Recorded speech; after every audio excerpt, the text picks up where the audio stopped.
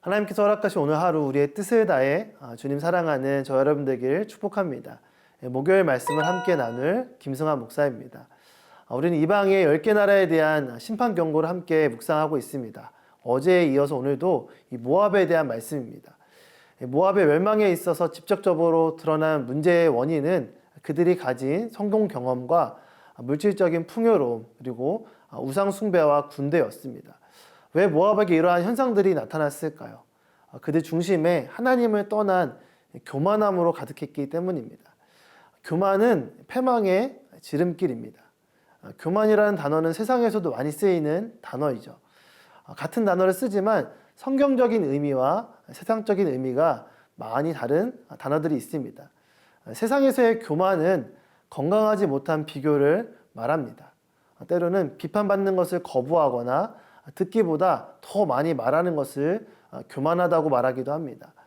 자신의 지위와 타이틀에 지나치게 집착하는 모습을 교만하다고도 말합니다. 성경이 말하는 교만은 무엇일까요?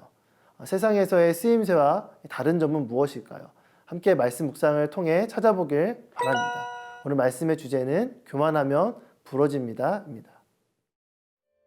오늘의 말씀은 예레미야 48장 26절에서 35절입니다. 모압을 술 취하게 하라. 이는 그가 여호와에 대해 교만해졌기 때문이다. 모압이 자기가 토한 것에서 뒹굴 것이니 그가 조롱거리가 될 것이다. 이스라엘이 너희에게 조롱거리가 아니었느냐? 그가 도둑들 가운데서 잡히지 않았느냐? 네가 그에 대해 말할 때마다 네가 조롱하며 고개를 흔들었다. 모압에 사는 사람들아, 네 성읍들을 버리고 바위 틈에서 살며 동굴 입구에 둥지를 트는 비둘기처럼 되라. 우리가 모압의 자만에 대해 들었다. 그의 교만함, 그의 거만함, 그의 자만, 그의 마음의 오만함에 대해 들었다. 그는 지나치게 거만하다. 여호와의 말이다. 내가 그의 거만함을 안다. 그것은 헛된 것이다. 그의 자랑은 아무것도 성취하지 못한다. 그러므로 내가 모압을 두고 울부짖을 것이다. 모압의 모든 사람들을 두고 소리칠 것이다. 내가 기레레스 사람들을 위해 애곡할 것이다. 신마의 포도나무야, 야새를 위해 우는 것보다 내가 너를 위해 울고 있다. 네 가지들이 바다를 넘어 지나가 야셀 바다까지 도달했으나 파괴자가 네 여름 열매와 네 포도송이 위에 떨어졌다. 기쁨과 즐거움이 과수원과 모압 땅에서 사라졌다. 내가 포도주 틀에서 포도주를 그치게 했으니 기쁨의 소리를 지르며 포도주 틀을 밟을 사람이 없을 것이다. 외치는 소리가 있더라도 기쁨의 소리가 아니다. 헤스본의 외치는 소리로부터 엘르알레까지 그리고 야하스까지 소알에서부터 호로나임을 지나 에글라 셀리시아까지 그들의 외치는 소리가 일어났다. 이는 니므림 물까지도 말라버렸기 때문이다. 여호와의 말이다.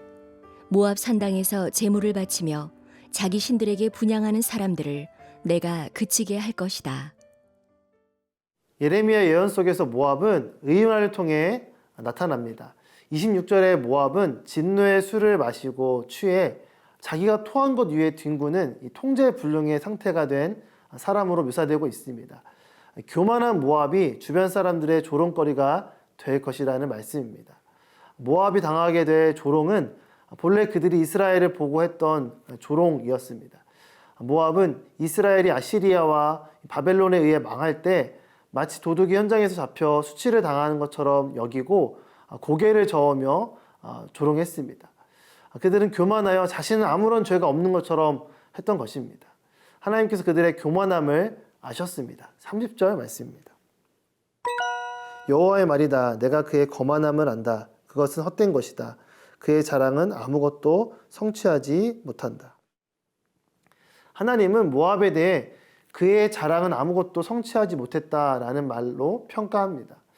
겉으로 볼 때는 많은 것을 이룬 것처럼 보이지만 내용면으로는 영적으로는 아무것도 이룬 것이 없다는 것입니다. 성경의 대표적인 교만의 캐릭터는 애굽 왕 바로입니다. 그는 하나님의 백성을 자신의 소유로 착각하고 있었고 모든 백성의 주인이 하나님이 아니라 자기 자신인 양 큰 소리를 쳤습니다. 성경에서 말하는 교만의 핵심은 바로 내 것이 아닌데 내 것으로 생각하는 것입니다.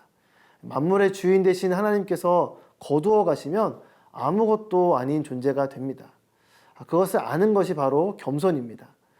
성경에서 말하는 교만은 하나님 없이도 스스로 잘 살 거라고 생각하는 착각입니다. 그래서 교만해지면 하나님의 말씀을 거역하게 됩니다. 모압은 교만했습니다. 그가 가지고 성취한 것을 자신의 것으로 여기고 자랑했습니다. 그래서 하나님 없이도 스스로 잘 살 수 있는 것처럼 이스라엘을 보며 조롱했던 것입니다. 내가 자랑하는 것, 또 내가 성취했다고 여기며 마음 뿌듯하게 여기는 것이 어떠한 것이 있나요? 가장 순수하고 선하고 영적인 것처럼 보이는 지금 이 새나 큐티도 단순히 어떤 성취감을 얻는 도구로 또 우리의 자랑의 도구로 여긴다면 우리는 지금 아무것도 성취하지 못한 것일 수 있습니다. 어떠한 방식으로든 하나님께서 나에게 복음을 전해주셔서 구원자 되신 예수 그리스도를 믿게 됨에 우리가 감사하고 있는지를 돌아봐야 합니다. 또한 그 아들을 주신 하나님 아버지를 우리가 사랑하고 자랑하고 싶은 마음이 우리 안에 살아있는지를 돌아보아야 합니다. 신앙은 나의 성취가 아니라 나를 위해 그 독생자 예수 그리스도를 내어주신 하나님 아버지를 사랑하고 자랑하는 것입니다.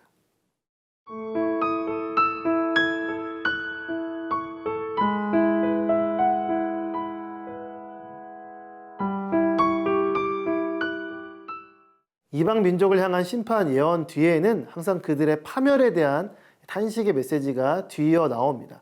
31절, 32절에 나오는 것처럼 하나님께서 친히 모압을 두고 울부짖으며 탄식하십니다. 하나님은 심판을 기뻐하지 않으십니다. 사실 심판하지 않기를 바라는 마음이 더 크십니다. 하나님의 심판은 수많은 경고의 메시지 뒤에 나오는 어쩔 수 없는 심판입니다. 그렇기에 그들을 향한 탄식이 터져나올 수밖에 없는 것입니다. 한때 풍성한 열매와 수확을 자랑하던 기쁨과 즐거움이 모압의 과수원에서 사라지게 됩니다. 포도주 틀을 밟을 사람이 없다는 것은 생업의 붕괴와 포도주 무역의 중단을 말합니다. 34절에 모압의 모든 지역에서 큰 소리로 부르짖는 이유는 그들의 생명줄과 같은 니무린 물까지도 말라버렸기 때문입니다. 경제가 붕괴되고 또 생존마저 위태로워지는 모든 상황은 결국 그들의 중심을 다루시기 위한 하나님의 심판입니다. 35절 말씀입니다. 여호와의 말이다. 모압 산당에서 제물을 바치며 자기 신들에게 분향하는 사람들을 내가 그치게 할 것이다. 아브라함의 조카 롯에서 시작된 모압은 하나님을 향한 믿음을 저버리고 잊어버렸습니다. 이 모든 감사의 제목을 자신의 성취와 자랑으로 바꾸어 버렸습니다. 성경에서 말하는 또 다른 교만의 모습은 은혜를 잊고 사는 것입니다. 교만한 사람은 은혜를 잊고 살아갑니다. 은혜를 잊어버린 대표적인 이 교만의 캐릭터가 바로 사울 왕입니다. 그는 그에게 기름 부어주시고 이스라엘의 초대 왕으로 세워주신 하나님의 은혜를 잊어버렸습니다. 교만한 사람이 되었고 또 그 교만 때문에 멸망에 이르게 됩니다. 내가 가진 모든 것이 하나님의 것으로 여기고 감사할 수 있어야 합니다. 우리가 은혜로 받을 때 우리는 어떠한 상황 속에서도 자족하며 기뻐할 수 있습니다. 때로 풍족할 때는 하나님께 감사하고 또 때로 부족할 때는 하나님을 의지하며 믿음으로 은혜를 구하며 살아갈 수 있습니다. 내가 가진 것 하나님께서 주신 은혜로 알고 감사할 때 우리는 진정으로 기뻐하고 또 감사하고 우리의 이웃과 나눌 수 있는 것입니다. 교만하면 부러집니다. 은혜를 아는 겸손은 물처럼 유연합니다. 물은 흐르다 막히면 돌아가고 갇히면 채워주고 넘어간다라는 말이 있습니다. 높아도 고이지 않고 넘어갑니다. 또한 낮은 곳을 채워주며 계속해서 흘러갑니다. 교만하면 부러지는 것이 아니라 겸손하여 우리가 흘러넘치는 그런 영적인 생명수의 역할들을 감당하는 우리의 모습이 있기를 원합니다. 이 땅의 황폐함을 우리가 살아나는 푸른 풀밭으로 변화시키는 그러한 귀한 통로로 쓰임받는 저와 여러분 되기를 축복합니다. 함께 기도하겠습니다. 하나님 아버지, 우리가 교만함으로 부러지는 인생이 아니라 겸손함으로 주님께서 주시는 것들을 채울 뿐만 아니라 또 흘려보낼 수 있는 축복의 인생 될 수 있도록 인도하여 주시옵소서. 감사하며 예수님의 이름으로 기도드립니다. 아멘.